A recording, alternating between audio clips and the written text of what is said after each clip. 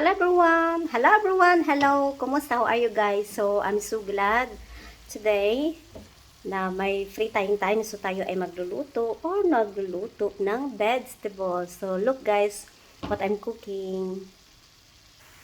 So, ayan guys, gulay. I love vegetables.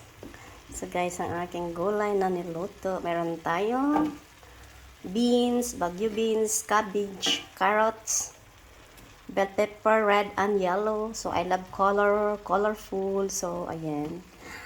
Ayan. So, ayan ang ating taugi or germolia de soya. So, ayan.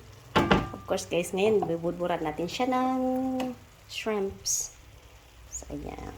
Yan po ang aking gulay. So, ayan. Masarap siya, guys. Shrimps po siya. So, okay, guys. Haluin na natin siya. Sarap lang. Tsaka bango. Mabango. Lagyan siya ng asin, paminta.